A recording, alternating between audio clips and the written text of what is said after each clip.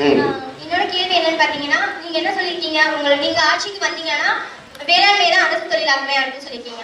ஆனா தமிழ்நாட்டை பொறுத்த வரைக்கும் தமிழ்நாட்டில் இருக்கவங்களுக்கே அரிசி விளைவிக்கிறதுக்கு வேளாண் நிலம் இல்லைங்க. அப்ப நீங்க வந்தீங்கன்னா வேளாண்மை பண்றதுக்காண்டி எப்படி நிலத்தை உருவாக்குவீங்க? ஏற்கனவே கட்டிடமா இருக்கிறதா இடிச்சிட்டு கட்டுவீங்களா?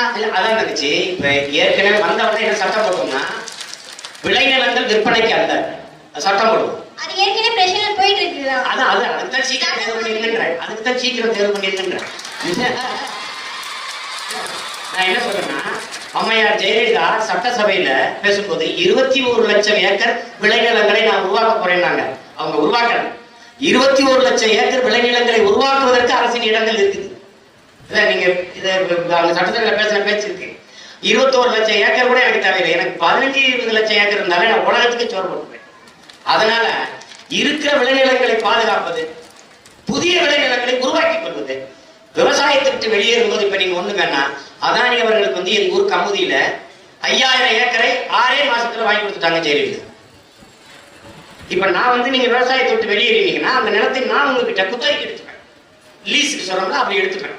உங்க பேர ஒப்பந்தம் போடுவேன். உங்களுக்கு பின்னாடி நான் இல்லைன்னா இன்னொரு தலைமுறையில் அரசு நிலம் உங்களுக்கு வேணுமா நாங்க எடுத்துக்கட்டுமா, அன்னைக்கு ஒரு நிலத்திற்கு மதிப்பு இருக்கும்ல, அந்த மதிப்புல மறு ஒப்பந்தம் போட்டுக்குவோம் 25 ஆண்டுகளுக்கு ஒரு முறை. அப்படி இல்லை நிலம் எங்களுக்கு வேணும்னா அரசு உங்ககிட்டே ஒப்படைச்சிடும். அப்படித்தான் பண்ணை நிலங்களை உருவாக்கி 5000 ஏக்கர் 2000 ஏக்கர் 3000 ஏக்கர்னு இப்ப நீங்க பாத்தீங்கன்னா பிரேசில் எத்தனை நாள் பெட்ரோல் எடுக்குது, கரும்புல இருந்து எடுக்குது. எத்தனை நாள் பெட்ரோல் நம்ம எடுக்க முடியுமா எடுக்க முடியாதா? 5000 ஏக்கர் கரும்பு போட முடியுமா போட முடியாதா? கரும்புல இருந்து மொத்தமெல்லாம் நாட்டு சக்கரை செய்ய முடியும். ஆனா அதை செய்யல. அப்ப அந்த ஒரு எள்ளுல இருந்து நல்லெண்ணெய் எடுக்க முடியுங்களா? 2000 ஏக்கர் எள்ளு போட்டா அங்க தொழிற்சாலை கட்டி நல்லெண்ணெய் எடுக்குது. எள்ளுல இருந்து எள்ளு புண்ணாக்கு, எள்ளு கடலை, எள்ளு மிட்டாய், எவ்வளவு வேலை இருக்கு பாருங்க. அங்க படிச்சவன் படிக்காதவன் எல்லாருக்கும் வேலை இருக்கு. அப்ப அப்படிதான் நீங்க செய்யணும். தக்காளி 2000 ஏக்கர்ல விளைய வைக்கிறோம். அந்த தக்காளியில இருந்து பழக்கூறு, ஜாம், ஊறுகாய், தக்காளி உணவு தேவைக்கு குளிரூட்டப்பட்ட குளிர் அறை பதப்படுத்தி வைப்பது, நம்ம மக்களின் உணவு தேவைக்கு மாற்று மாநில மக்களின் உணவு தேவைக்கு ஏற்றுமதி செய்வது. அப்படிதான் நீங்க வேலைகளை பிரிச்சுக்கணும். அந்த மாதிரியான வேலை திட்டத்துலதான் நிலமும் வளமும் சார்ந்த தொழிற்சாலை, வேலை வாய்ப்பு, வளர்ச்சி என்று நம்ம சொல்றோம். அவங்க சொல்ற தொழிற்சாலை எப்படின்னா கார். இப்ப ஏன் இப்ப கார் கொரியன் முதலாளி இங்க கொண்டாயிரம் ஒரு நிறுவனம் வச்சிருக்காரு. அவர் ஏன் அவர் நாட்டு இளைஞனுக்கு வேலை வாய்ப்பு கொடுத்துட்டாரா? இல்ல. ஏன் இங்க வர்றாங்கன்னா இங்க மனித உழைப்பு மலிவா கிடைக்குது. நிலத்தடி நீரை எவ்வளவு வேணாலும் உறிஞ்சிக்கலாம். மின்சாரம் தடையற்று கிடைக்குது. இரண்டாவது ஏற்றுமதி வரி, இறக்குமதி வரி, சாலை வரி, உற்பத்தி வரி எந்த வரியும் கிடையாது. அப்ப இவ்வளவு சலுகைகள் இருக்கு பாருங்க. விளைநிலங்களை எவ்வளவு வேணாலும் அரசு பறிச்சு கொடுக்குது. அதனால இதைத்தான் அடிப்படை கட்டமைப்பு நம்ம அரசு இன்ஃப்ராஸ்ட்ரக்சர். இதுல 1 டன் எடையுள்ள காரை உற்பத்தி செய்ய 4 லட்சம் லிட்டர் தண்ணீரை குடிக்குது அந்த காரு. 4 லட்சம் லிட்டர் தண்ணீர் என்பது 10,000 மனிதர்களுக்கான நீர் தேவை. அப்ப எவ்வளவு வளங்கள் சுரண்டப்படுதுன்னு பாருங்க. அதனால நம்ம அந்த மாதிரி தொழிற்சாலைகளை காரை நான் இறக்குமதி செய்து கொள்கிறேன், சோறை ஏற்றுமதி செய்து கொள்கிறேன். நீங்க என்ன பண்றீங்க? காரை ஏற்றுமதி செஞ்சுட்டு வெங்காயம் பருப்பை இறக்குமதி செய்றீங்க.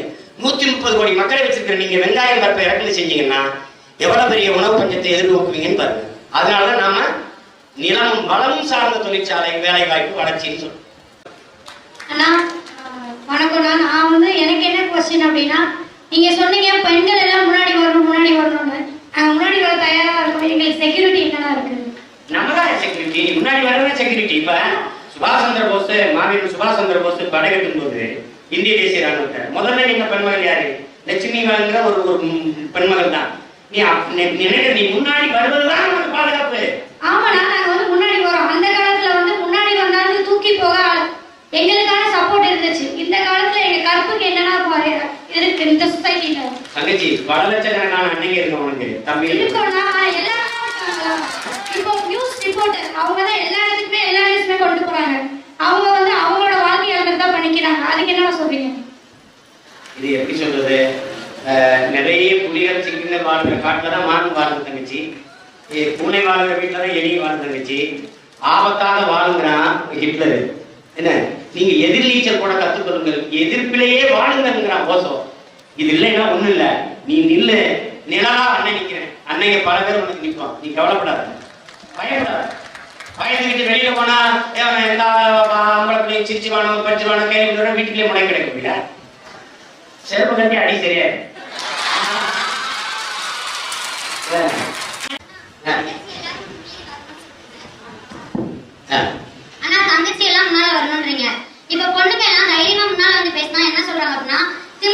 எப்படி பேசுறா பாரு அப்படின்றாங்க.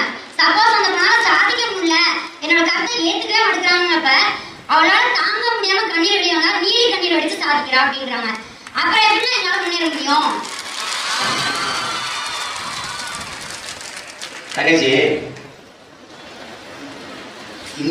இந்த மாதிரி குற்றக்குறை சொல்லுவவர்களை புறந்தல்ல கற்றுக்கொள்ளுங்கிற ஆபிரகாம் லிங்கன் பேசிக்கொண்டுதான் இருப்பாங்க. நான் அண்ணன் சொன்ன மாதிரி இது வியாக்கியானம், வெட்டி பேச்சு.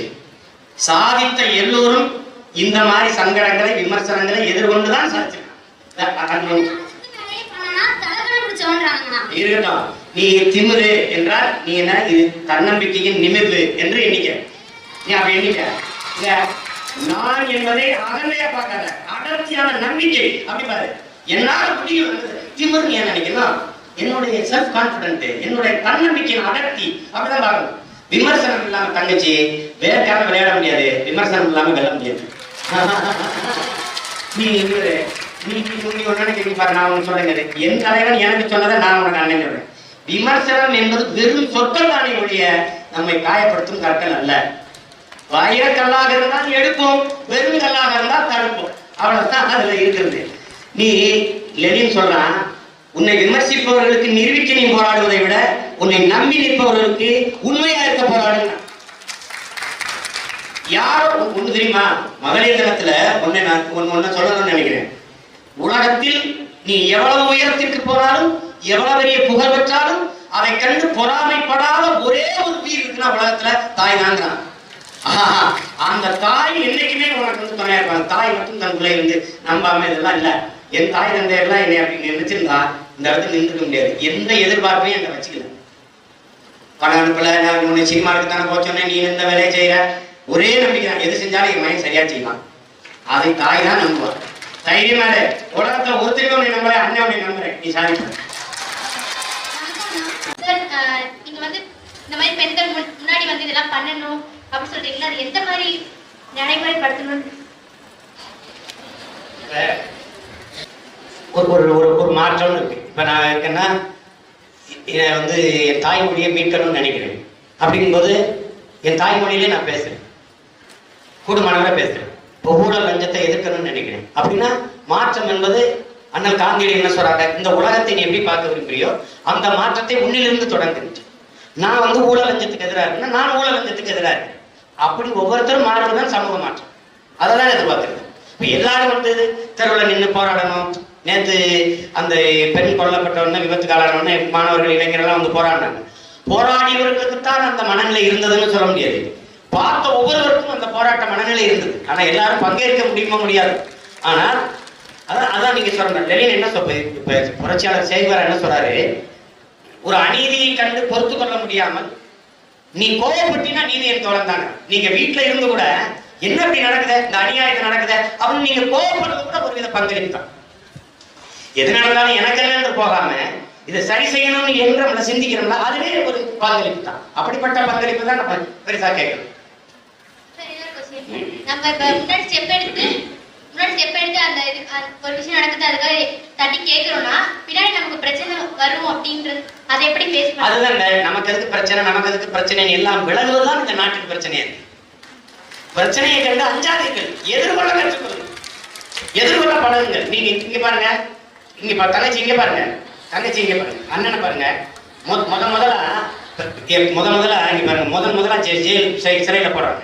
பெரியார் என்ன சொல்றாரு, முதல்ல சிறைக்கு போகும்போது கொஞ்சம் அவமானமா இருக்கும், தொடர்ச்சியா போனீங்கன்னா பழகிருன்றாரு.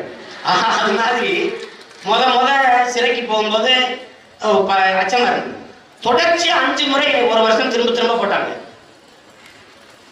அது அப்புறம் ஒண்ணுமே இல்லை.